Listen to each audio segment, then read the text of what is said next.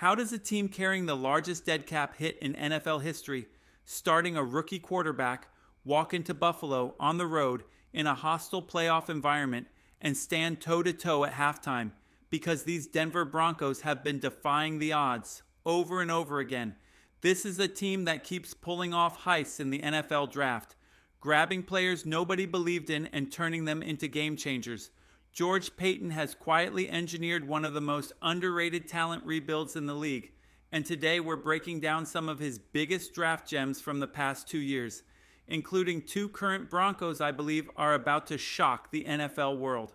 Now, we all know the Broncos were buried in cap trouble. Everyone talks about the Russell Wilson dead cap hit, sure, but it goes deeper than that. They handed Randy Gregory a $70 million deal that never panned out. They swung and missed on Frank Clark. And of course, the Wilson saga, let's not even reopen that wound. Yet somehow, through all of this, Denver has rebuilt a roster that can go toe-to-toe with anyone, not just finding diamonds in the rough. They've been finding gold bars buried in plain sight. I love this line from NFL analyst Andrew Mason. Since George Paton arrived, this Broncos roster has absolutely launched into orbit, thanks to some phenomenal drafting. Let's look at just a few of these hidden gems. We start with one of my personal favorites, Jonathan Cooper, Agent Zero himself. Coming into the league, the experts had written him off. Bottom of the roster guy, practice squad ceiling, lacks twitch, slow-footed, basic pass rush moves.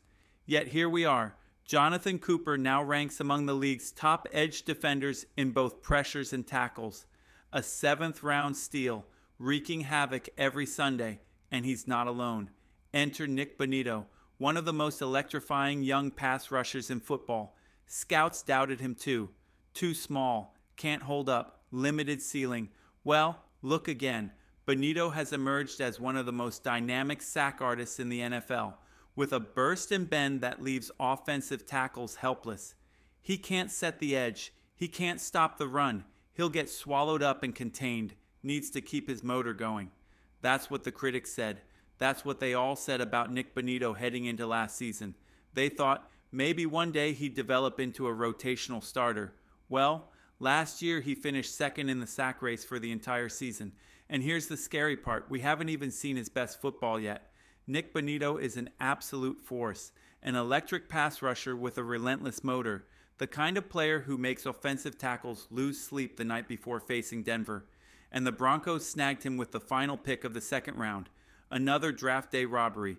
Then there's Quinn Miners, a name many brushed aside when Denver drafted him. Maybe he'll be a backup center someday. Lacks power, needs to improve footwork. Those were the scouting reports.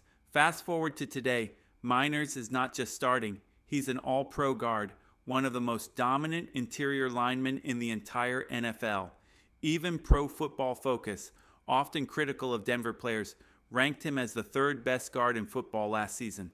I'll go one further. He's got a real shot to be the best this year. Another late-round gem, another masterstroke from George Paton, and it doesn't stop there. Enter Devon Vale, a name almost no one recognized on draft day. Practice squad material at best.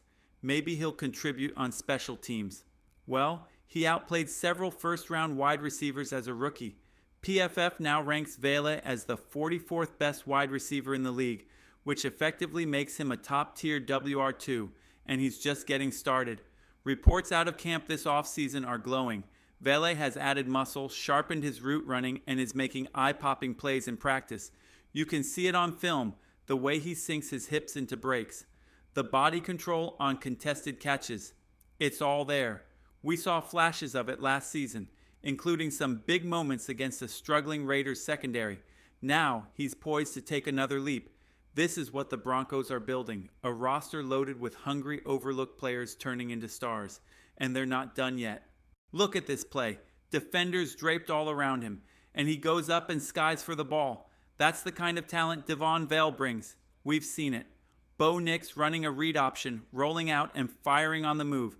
Vale hauls it in effortlessly against a solid Chargers defense, and this didn't come out of nowhere. The Broncos coaching staff saw it all the way back in training camp. Even in early camp clips against Denver's own highly ranked secondary, Vale was already making ridiculous catches. The truth is simple. You should not be finding a starting caliber wide receiver in the 7th round of the NFL draft. But somehow, that's exactly what George Paton does, again and again and again. And Vele is just one example. Now let's talk about Riley Moss. When Moss came out, the common narrative was, maybe he'll get moved to safety. That might suit his skill set better, because some believed locking down NFL receivers would be too big a leap. Well, they were wrong. Dead wrong. When healthy, Moss has proven himself to be an absolute stud at corner. According to PFF, he ranked as the 11th best cornerback in all of football last season, better than many teams' CB1. 6th most tackles among corners, 7th best in receptions allowed. He's not just a competent safety, he's a legit starting corner in this league with plenty of room to grow.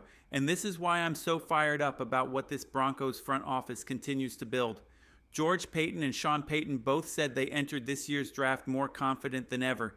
That should terrify the rest of the NFL, because if they were already hitting home runs while still getting up to speed, imagine what they've done this time. And I think it starts with Cevon Jones, the new edge rusher out of LSU. Even his critics are starting to admit it. He's going to be a plus starter. That's before he's even played a snap in the pros. At OTAs just days ago, DJ Jones didn't mince words. He's going to be special, very special. And that means something, coming from a respected veteran in that locker room. Jones brings length, a relentless motor, and most importantly, humility. Despite coming from LSU, a program where swagger comes with the jersey, he's shown up in Denver eager to learn, hungry to improve, and committed to earning everything. The footage backs it up. Even going back to his college tape, you can see the tools. Now, under Denver's coaching staff, they believe they can unleash his full potential. And if history is any guide, this front office knows exactly how to turn potential into production. Now, we're starting to see exactly what Sean Payton saw on film. Watch the tape. You'll hear analysts like Brian Baldinger raving about Cevon Jones already. That first step, devastating. He puts offensive tackles on skates, pure explosiveness. And now he's stepping into a loaded Broncos defensive front. Zach Allen, who led the entire league in quarterback pressures. Jonathan Cooper, a relentless force off the edge. Nick Bonitto, one of the NFL's top young sack artists. DJ Jones, the veteran anchor up front. Jones is joining an absolute war machine in Denver's trenches, and he's about to feast. Don't just take my word for it. Scouts across the league are raving about him. And when a respected voice in the locker room like DJ Jones comes out and says, this guy's going to be special, you pay attention. We're going to look back at this draft just like we now look back at Jonathan Cooper and Nick Bonitto and say, how did the rest of the NFL let the Broncos trade back up into the 3rd round and steal this player? But it's not just the defense making noise. Offensively, keep your eyes on Pat Bryant, another player the Broncos absolutely stole. Critics knocked him for not having elite 40-yard dash times. But here's the reality. Who cares how fast you run in gym shorts? Sean Payton certainly doesn't. He immediately came out and said, Pat Bryant reminds me of Michael Thomas, the slant god himself, a cornerstone of our offense in New Orleans. That's no small comparison. And when you look at Sean Payton's draft history, he rarely takes receivers early unless he believes in them deeply. Look at the track record. Brandon Cooks, Robert Meekum, Michael Thomas, Marvin Mims, now Pat Bryant. And think about this. If Devon Vale already looks like a draft day home run as a 7th rounder, imagine how high Payton must be on Bryant, taking him where they did. These Broncos are not just assembling talent, they are building a contender. So Broncos country, clear your January, clear your February. Sean Payton and George Paton are building a team that's ready to make a deep playoff run, not just this year but for years to come. They've done it again with Pat Bryant, Quantez Robinson, Jaden Barron, Cevon Jones, and others. The future is bright. The foundation is set.